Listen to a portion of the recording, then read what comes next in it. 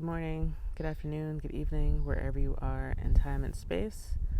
This is a little bonus update for the week. My schedule ended up getting a little bit off because I posted the weekly intuitive update on Sunday. And so I wanted to make an additional video to be able to support you all and to, as a thank you for continuing to be subscribers. Happy Wednesday. I am currently now in it's the third week, but it's been 2.5 weeks of being in the desert, being in quarantine. And I think I've been having a challenging time kind of formulating and articulating my thoughts about this current moment that we're in. I think that there's a lot that one has to be sensitive about during this time. There's a lot that one has to be mindful of, and one also has to be accepting of the fact that everyone is processing and mourning and grieving in their own ways in this moment. With that said, I wanted to talk a bit about what my thoughts are, what I've learned from this lifestyle that I'm living, this nomadic lifestyle, where fear is coming up for me, and also where I see hope coming up for me. Living nomadically, living in a van, being self-employed and living in a van, being someone that is not afforded the things that we typically call privilege in this life, and being nomadic and living in a van, I have learned a lot about facing uncertainty, about being present with uncertainty, and knowing and basically the overwhelming lesson that I've learned from this lifestyle and from the choices I've made over the last year especially, but for the last several years, has been that the only way out of darkness and uncertainty, all that, the only way out ultimately is through. There's no avoiding the truth. There's no avoiding your truth. There's no avoiding the situation. And the best way to kind of move forward in this life right now. Oh my God, holy shit, this is the biggest beetle I've ever seen in my entire life. Wow. I don't have my phone on me, so I can't take a picture of it. I've never seen anything like this in my life. I don't even know if this bitch is poisonous or what. She's beautiful, huh? Or whatever. They are beautiful. Anyway, that's just a little bit of desert content for you. So basically, to start off, living nomadically, basically all you're doing is setting yourself up for facing the unknown all day, every day. Where you're going to park, how the weather's going to be. Everything is in this state of liminal space, and you are while you are in control of where you end up, there's a lot of surrender involved. Even though I think that a lot of people get into van life and this kind of lifestyle as a result of wanting to be autonomous and kind of live life on their own terms. There's this kind of mixture of autonomy and also surrender, because you have to be willing to accept the elements. You have to be willing to know that you have to go back to restock and resupply. There's all of these factors that you ultimately can't control when you choose to do this lifestyle. And especially if you're when I was doing it, living in LA too, which is where I was before I came to the desert, there's a lot of sometimes there's some weeks where I just didn't know where I was going to be parking that night. I go out to hang out with a friend. It's 9 o'clock, and I'm just oh yeah, I haven't thought about where I'm going to stay tonight. It's just there's and being someone who has historically been had kind of traditional 9-to-5 jobs, and then choosing self-employment, there's this sense of okay, when is my next money going to come in? How am I going to support myself? There's always this idea of there is something that I don't know. There's something that I can't control in this. So I feel in that regard, even as I've had financial struggles, a lot of unsurety before all this stuff happened, I feel prepared in that regard for this continued state of uncertainty and unsurety, and potential recession, for sure pandemic, like all that stuff. Thankfully my business is online, as it is, and so I feel like this is like a good opportunity to continue to connect with folks. So yeah, that is like one thing that comes up in this lifestyle. And one thing that I've learned is that thankfully I am willing and able to face tremendous amount of unsurety. And I think like a lesson for people who were not necessarily prepared to face with this kind of uncertainty. Going back to like the theme of like the only way out is through, like ultimately what your opportunity is right now is to sit with that discomfort. And I talk about this a bit in the weekly intuitive update video, where I talk about the magician. Being in like a liminal space is like a beautiful fucking place to be, because in that liminal space you can make the world anything that you want it to be. Keeping in mind, of course, there's like the social distancing and all that stuff happening, but ultimately this is your space to dream. This is your space to imagine. This is your space to focus your intention and your manifestations on a life that feels rich and full to you, whatever that might look like in this new world, Another thing I've been thinking a lot about is like where are my fears coming up with this? In terms of COVID specifically,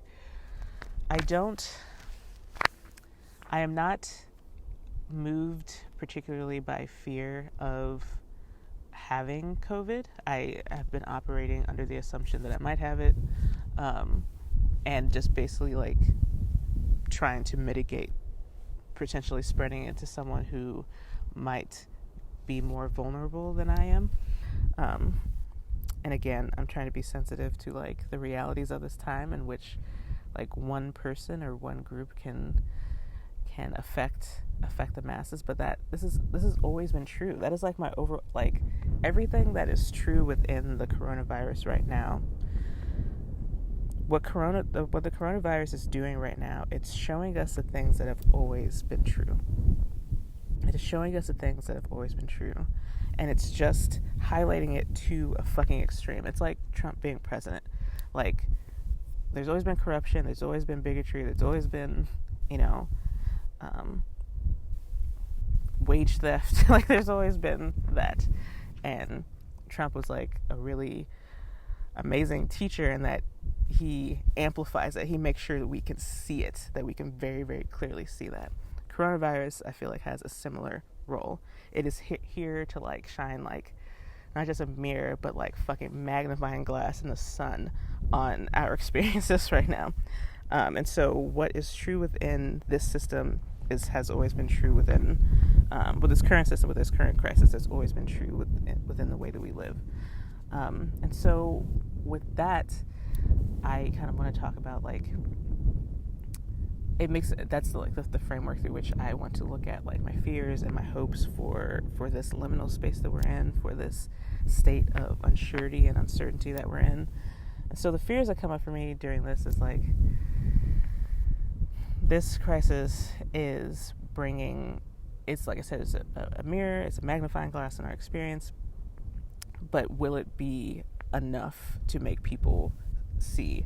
This is something that my friend Kelsey Tortorici has also posted about on Facebook, that she's afraid that, or they're afraid that it won't be, it won't spur people to like kind of take the change that is necessary to like have a more supportive society where marginalized people are financially secure, materially secure, where healthcare is for everyone, where land and community, like the place to rest your head, that is not, but that is for everyone and not owned only by the wealthy or the privileged. My other concern too, that kind of follows from that in some ways, is that